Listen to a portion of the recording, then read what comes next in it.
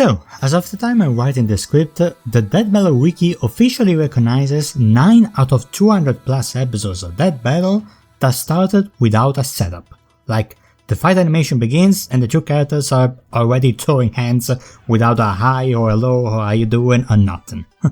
The most interesting detail I noticed is how spaced out these occurrences are. It happened twice in the span of 10 episodes between 110 and 120, a big 50 episodes long break between 120 and 178, then a semi-frequent interval of every 10-20ish episodes or so between episode 178 and 203. And then suddenly, instead of another 50 episodes long break or so, the next setup-less occurrence happens in episodes 206, 209 and then 210.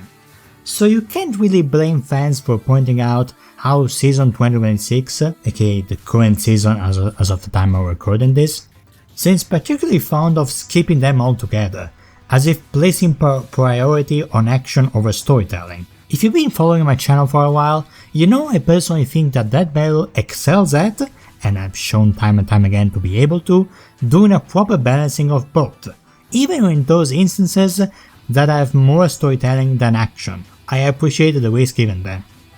Therefore, I gotta be honest about how much the lack of setups is really starting to feel prevalent.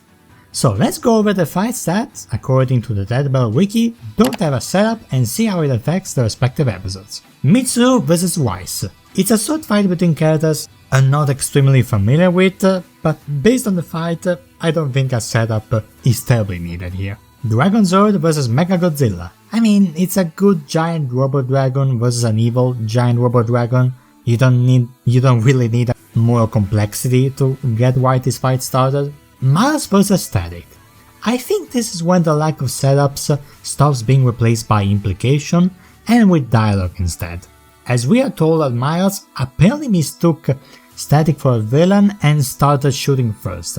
Miles, I get that your dad is a cop, but maybe don't follow his footsteps, you know? I think this is a tad lazy and arguably introduces questionable characterization off screen before the animation even starts, and that's a whole other sack of potatoes. But it doesn't ruin the experience for me personally, it's just a shame. Guts vs Dimitri.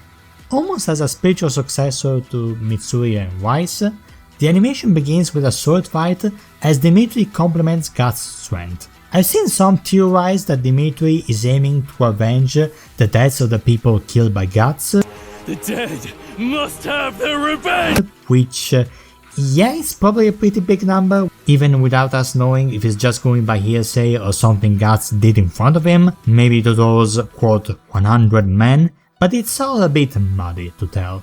Clearly Guts hasn't done something so heinous in Dimitri's eyes for the latter to not try and protect his corpse, I guess. Then again, I don't know how compassionate Dimitri is or not, even to those he hates, but you know, it's okay, it's whatever. Goku vs Superman III. This is an objectively bad example of how to replace a setup. It's one thing if they're already fighting, but to have Goku just say, "Today's the day we finally decide who's strongest," which shatters my immersion since it's basically him telling the audience why they're fighting, and it's reminding me that this version of Goku did not exist 13 seconds prior, so yeah. And I highly doubt that you just started randomly sparring without even saying a word, even if we accept that these are the same Goku and Superman from the two other times this happened. And it's not the first time we're gonna have this issue. Ash vs Hyugi. I mean, they are in a tournament, this is a non-issue really. Bakugo vs Weze. Again, Weze explains it on screen to the audience, in a very ham-fisted way that could have perfectly been replaced with Weze sneaking up in a human form while Bakugo is having lunch or something, showing her espionage skills, or maybe have Bakugo's gruff attitude result in her trying to immediately kill him in the phone booth, since he lacks Denji's adorable randomness, which caught her off guard even when she was about to kill him, but you know, it's whatever, it's Bakugo vs Weze, I'm not gonna waste a lot of breath on this one. Sentry vs Prime.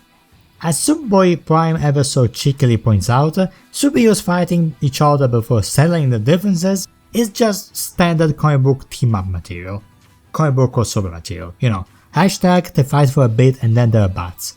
Shout out if you get that reference. I think Prime actually being aware of the audience plus Sentry's immediate concern about the fight damaging the city, showcasing their immediate clash in personalities, are things that mostly make up for a lack of setup. I wonder how many times I said the word up in this video. Finally, the most recent and arguably egregious example, Aang vs Traveler. I immediately noticed how murderously angry Ita seems to be doing this whole thing, and apparently so did everyone, because like there's no explanation for why he's so pissed, whether they are sparring or not, whether Aang was an intruder, whether Ita suspects Aang is up to something, it just doesn't work, especially with how cheaper and friendly Aang is shown to be right away, which was a highlight compared to Ita's much more one-dimensional personality. It's kinda like how people said that Doomsdayer was given the meme characterization. Well, in this case, Ita was given the gameplay characterization. I get that these two are so friendly, canonically speaking, that it would be difficult to find a reason, but giving up altogether, guys, really? Aang is always so friendly and curious during the whole thing that him getting subtle Gojoed in the finale just seems even worse than the foregone conclusion it already was. Just a bad idea in my opinion. And apparently many people thought the same. The episode itself is, it's fine, it's perfectly fine. Aang's breakdown is okay, but Ita's just, it's low-key a chore to sit through and it feels like an advertisement. Like, I have no idea how I got out of Traveler's breakdown knowing even less about him than I did before. Beyond the Winds is an absolute amazing track and the animation is great, though even if it borders on character A throws pretty colors at character B. And I do think the reason behind Ita's victory in the way his elements combined against Aang's was relatively pretty clever. I wanna thank that battle for validating the idea of them being equal in power. You know, give Aang a olive branch, you know? As for the narrative theme, well, I don't know, sorry, when it comes to matchups I don't care about, it's pretty difficult. Maybe I'll think of some, if I've thought of something between recording and editing, you'll see it on screen right here. Yeah. When asked about this phenomenon, Dead Battle creator and writer respectively Ben Singer and Leon Swanson had this to say. So the idea of like a fight having a setup or not, so it just depends on what we're gonna do with the fight. It comes down to a lot of different factors frankly. Do we have a lot of things we're gonna do in this animation? Cause a lot of setups take a lot of time, which means a lot of dedication to just getting a plot in there. When Dead Battle isn't really about setting up a plot, like, it doesn't really matter in my opinion to have a plot for the fight, like it's not a priority to me. I know people, there's a good chunk of people who like it when you do try a setup or a story or whatever. I won't say that's never been my priority for Dead Battle. I don't think Dead Battle needs that. Technically, I don't think it needs voice acting, for that matter, but it does add a lot. You know, it depends on the matchup. Some of them absolutely will need it, especially for characters who trash talk or whatever. At the end of the day, the point of Dead Battle is to answer who wins the fight, like analyze that. So anything else beyond that is, you know, an extra flavor. And I don't want Dead Battle to be seen as, quote, just a crossover series, because you know, that already exists in a million different places. A crossover story is not really the priority. This was really surprising to me, because like, we are talking about over 190 plus episodes of fights that do have a setup no matter how simple or complex it is. So you got the meme of people deciding, like sure you got the meme of people deciding to murder one another after one conversation, but you also have the personal psychology and suspense of Omnilander.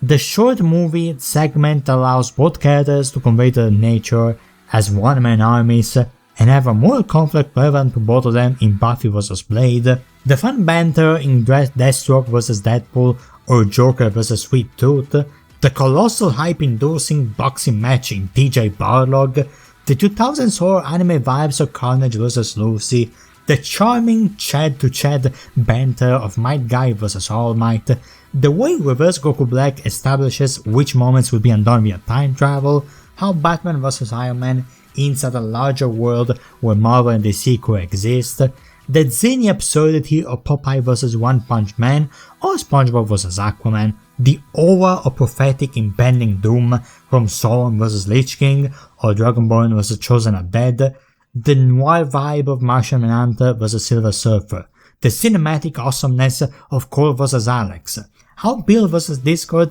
establishes Bill as a dictator ready to turn your loved ones into banners and glue, the apocalyptic dread in Galactus vs Unicorn. Like, I could go on, but I feel safe in saying that great setups have always led to greater episodes, in part because they play into the crossover aspect. So this quote from Ben is really confusing to me. Comment down below if you agree. Dead Battle writer Leon Swanson, on the other hand, gives a more practical explanation. There have been a bunch of meetings over my 10 years working on Dead Battle where I come up with a setup, and the setup is even though it's not I don't think it's super in depth, it does end up taking half a page, and that's not nothing. There's a real estate that we have. There's a lot of times where we look at the drafting process and we're I don't think the start of this is super necessary. We had that for Sentry Prime, where I think it's actually somewhat better to have no setup, and Prime comments on it, and it's just like that, it works.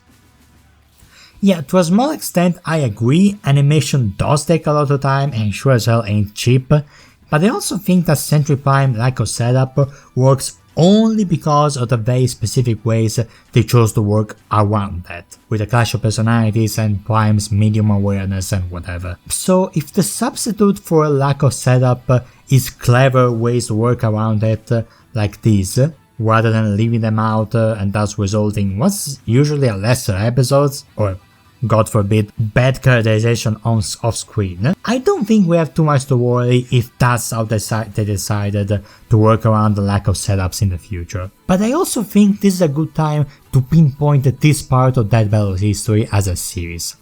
Take a step back and look at the bigger picture, Decide how things wanna go on from now. But I wanna hear what do you think.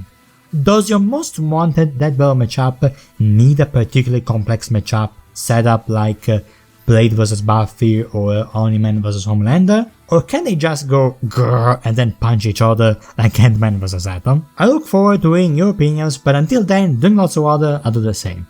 Hulk Krypton, hoping I made your day slightly better.